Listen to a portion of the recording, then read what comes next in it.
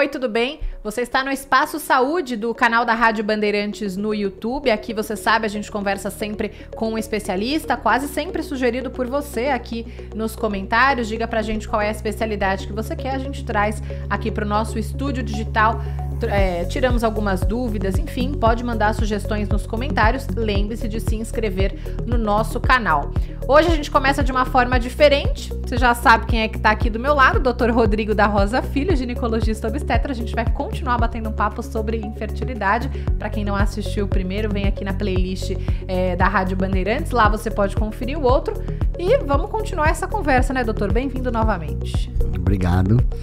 A gente está falando sobre infertilidade, a gente já falou sobre causas, algumas doenças, e agora a gente vai falar sobre os tratamentos, doutor. Acho que os mais conhecidos, não sei se são só esses dois, me corrija, mas fertilização in vitro e inseminação artificial.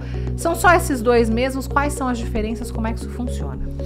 A gente divide os tratamentos em reprodução assistida como baixa complexidade e alta complexidade. Na baixa complexidade, existem os dois tipos de tratamento, que é o coito programado e a inseminação artificial. E o alta complexidade é a fertilização in vitro. Mas o que é mais realizado nas clínicas de reprodução, realmente, é a inseminação e a fertilização in vitro, que não são sinônimos. Muita gente fala como se fossem sinônimos, mas são tratamentos completamente distintos.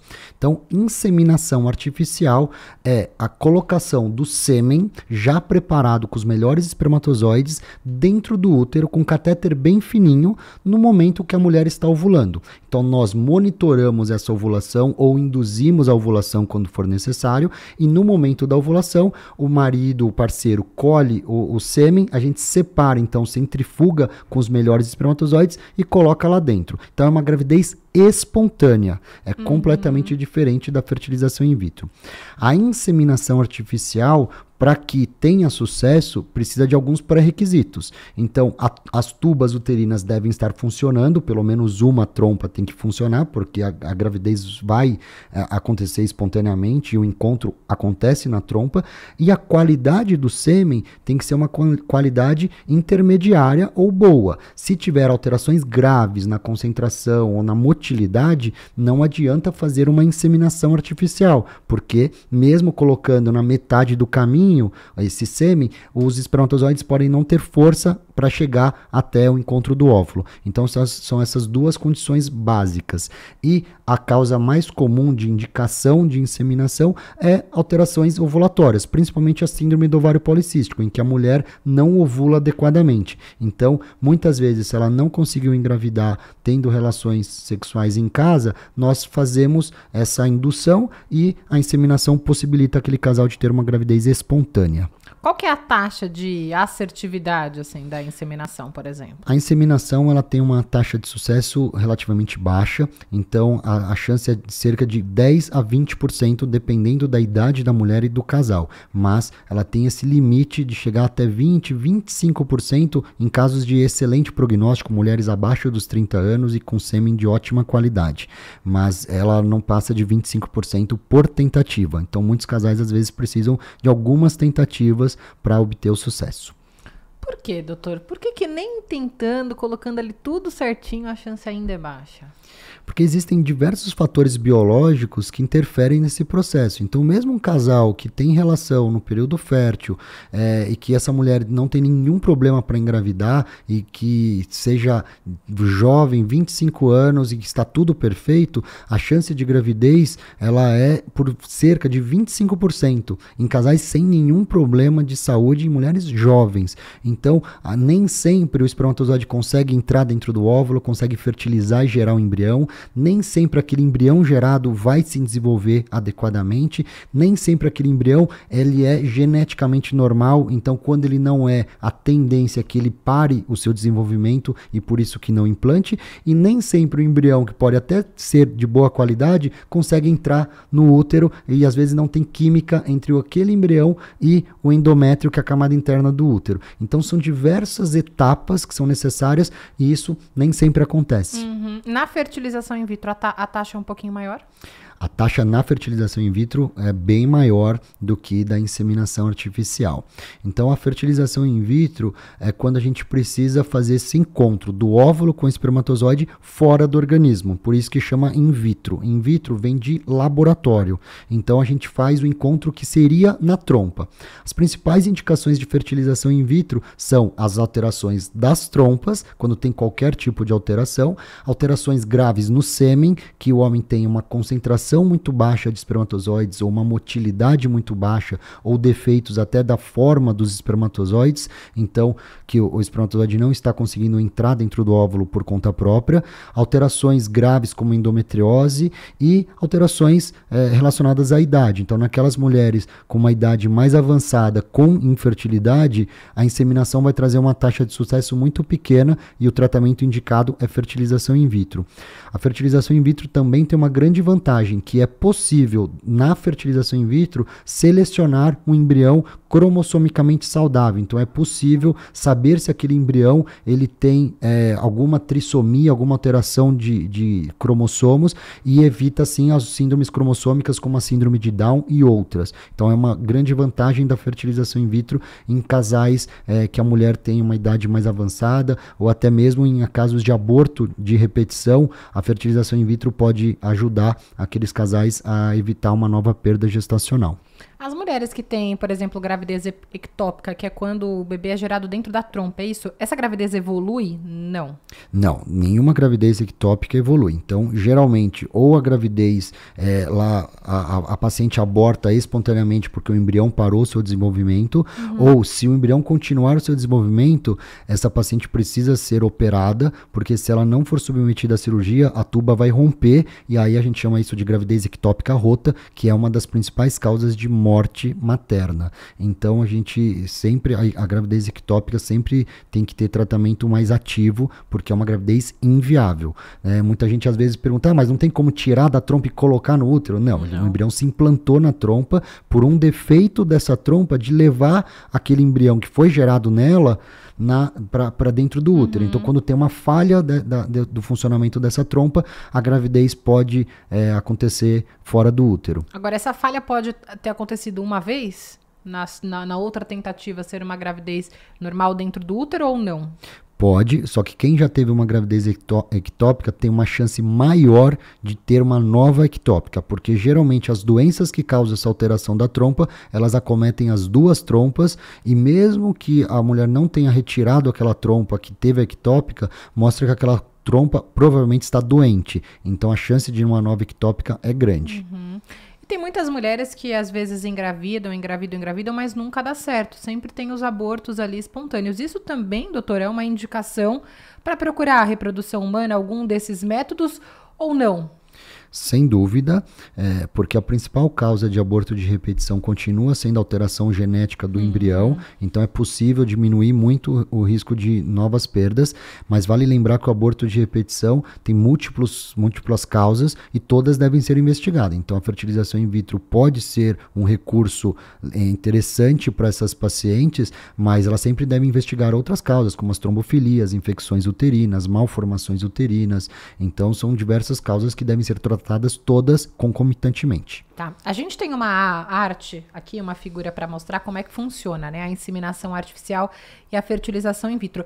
São processos demorados, doutor? Quanto tempo mais ou menos para cada um, para a mulher desde o comecinho? Quais são os processos? Então, a fertilização in vitro é um processo que a gente começa a estimular a ovulação da mulher para a mulher ter mais óvulos a partir do segundo dia da menstruação.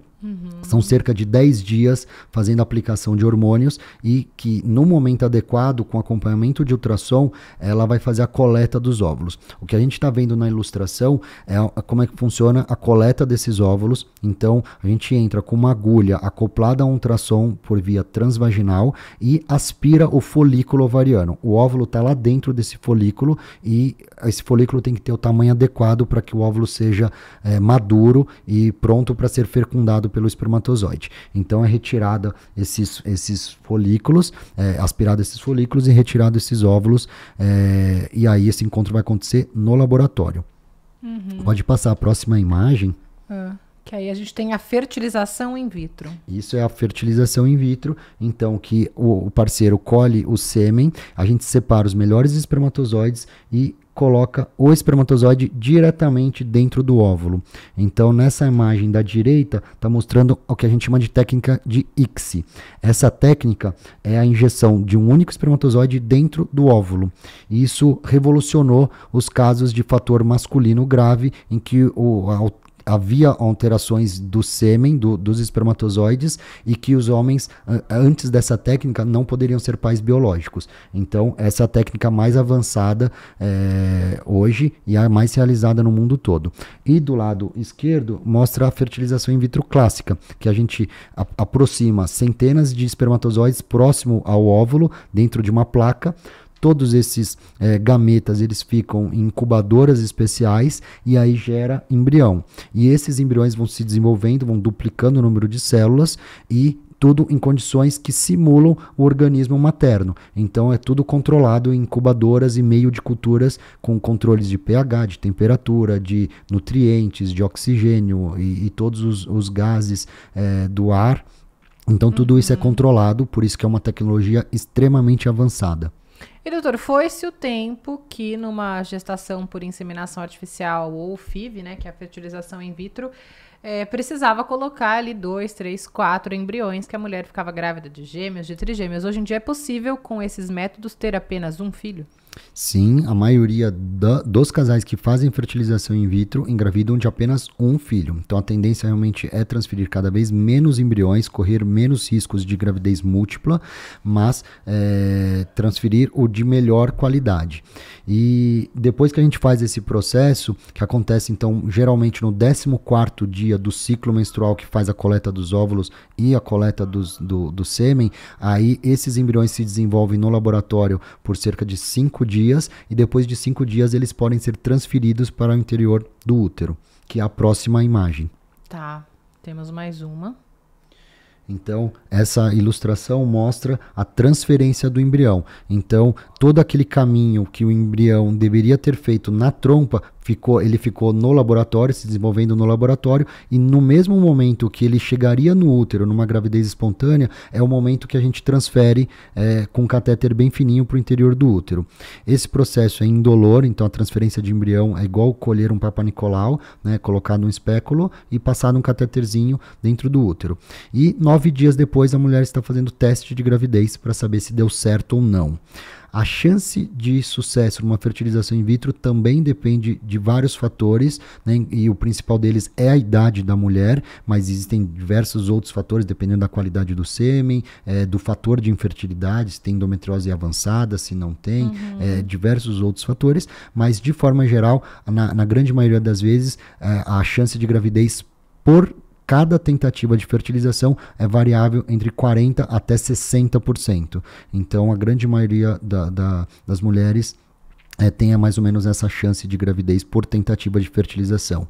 Sendo que em 3 tentativas de fertilização, quase 90% dos casais já conseguiram obter a gravidez.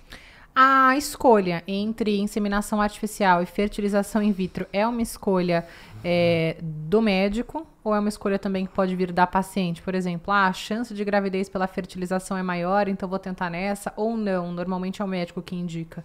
Não, eu acho que a escolha sempre tem que ser do casal, baseado nas informações que eles recebem. Então, por exemplo, se o casal tem uma dificuldade de engravidar porque a tuba está alterada, tem uma tuba mais ou menos, uma está obstruída, a outra está dilatada, por exemplo, não adianta o casal querer fazer uma inseminação, porque a chance de sucesso é baixa. E a partir do momento que o médico coloca esses dados para aquele casal, o casal naturalmente vai optar pela fertilização in vitro, que seria o tratamento mais indicado. Agora, naqueles casais que têm plenas condições de engravidar com inseminação, eles podem optar pela fertilização in vitro, mas tem que saber que aumenta a chance, mas não é garantia de gravidez. Então, a partir do momento que esse casal tem todas as informações, aí eles vão escolher qual que tem o melhor custo-benefício. E aí depois que essa gravidez deu certo, depois desses 9 dias fez o teste, está grávida. Normalmente é uma gestação que a mulher pode continuar acompanhando de repente com um médico, já que ela tinha, não precisa ser necessariamente com um especialista em reprodução humana. E é uma gravidez que assim, vai tocando a vida, tá tudo certo, não é uma gestação de risco em nenhum momento. Exatamente. A gravidez por fertilização in vitro, ela é igual a uma gravidez espontânea. Tem algumas recomendações no começo da gravidez, algum suporte hormonal, mas é a única diferença que a gente usa um pouco mais de hormônio para manter a gestação inicial, mas o risco da gravidez é igual a uma gravidez espontânea e ela pode seguir o pré-natal tranquilamente. Muitas mulheres que fizeram fertilização in vitro, às vezes têm medo até do parto normal, porque elas acham que como fizeram FIV, elas precisam fazer cesárea. Isso não é verdade, então elas podem ter parto normal, elas podem ter uma gestação completamente normal após a fertilização.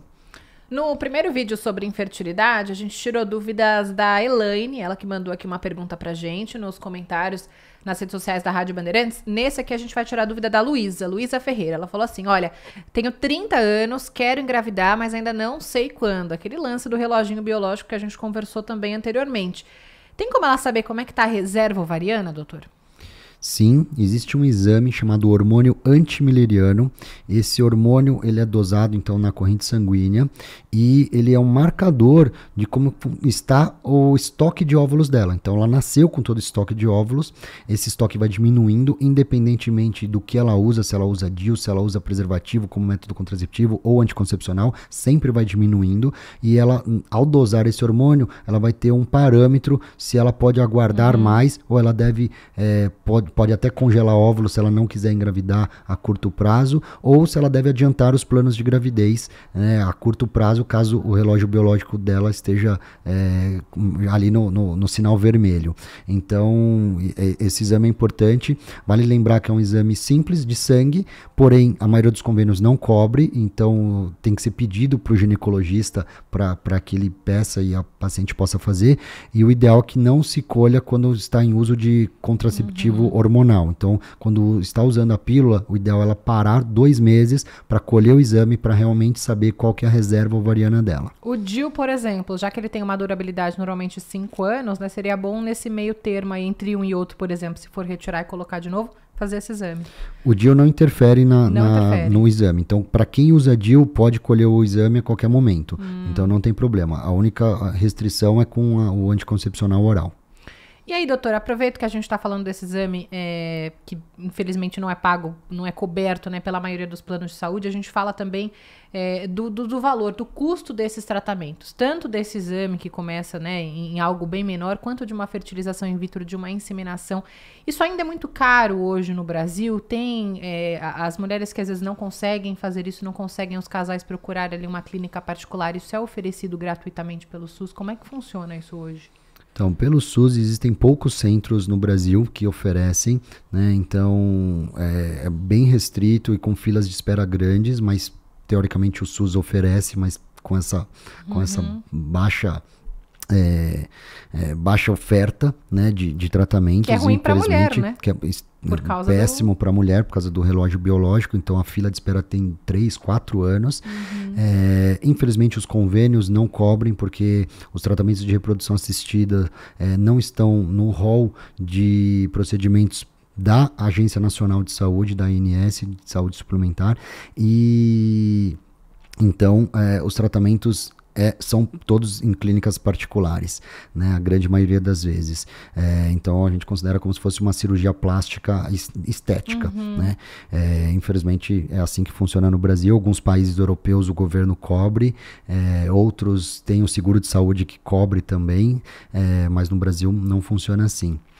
Ainda assim, tem muita gente que vem para o Brasil em busca desse tratamento. Por quê? Nós somos referência em reprodução humana, é um pouco mais barato do que comparado à Europa, Estados Unidos, por exemplo, alguns países da América Latina ou não?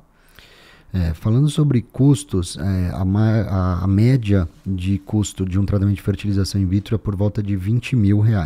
Nos Estados Unidos, o custo da fertilização custa mais ou menos $20 mil. Então sai mais barato para os casais virem. Na Europa também, a cerca de 20 mil euros. Então a gente tem um custo menor e o Brasil é referência em reprodução humana. Nós não perdemos em nada para os Estados Unidos e a Europa em termos de chances de gravidez e tecnologia. Então realmente a reprodução humana no Brasil ela é motivo de orgulho para a medicina como um todo. Que bom, a gente conversou aqui com o Dr. Rodrigo da Rosa Filho, ele que é ginecologista, obstetra, especialista em reprodução humana. A gente bateu um papo aqui que até foi longo, mas curto pelo assunto, né, doutor? Tinha tanta coisa para falar. Dá vontade de ficar falando horas aqui, né? É verdade. Muito obrigada pela sua presença, que ajudou bastante a gente, esclareceu as dúvidas no Estúdio Digital da Rádio Bandeirantes. Está convidado já para voltar aqui outras vezes. Muito obrigada e deixa pra gente aqui, para todo mundo que está assistindo, quem quiser acompanhar seu trabalho, tem a clínica onde é. Então, podem me acompanhar até pelo meu Instagram, que eu coloco bastante assuntos sobre reprodução humana, que é @dr.rodrigorosa. Eu sou diretor clínico da clínica Mater Prime, que fica em São Paulo, né? E também é só entrar no site da clínica, que é materprime.com.br. Maravilha, obrigada, viu, doutor? Muito obrigada pela sua presença aqui. Eu que agradeço. Muito obrigada também por você que acompanhou esses 2 vídeos com a gente. Se você está chegando hoje, a gente fez uma parte 1 aqui sobre infertilidade. Você encontra na playlist da Rádio Bandeirantes no YouTube. Vai lá no Espaço Saúde, tem lá o primeiro vídeo sobre infertilidade e tem alguns outros também. A gente conversa com várias especialidades. Você vai encontrar por aí dermatologista, oftalmologista, oncologista, várias coisas aí para você tirar as suas dúvidas. Mande as sugestões aqui nos comentários ou pelas redes sociais da Rádio Bandeirantes. Até o próximo vídeo.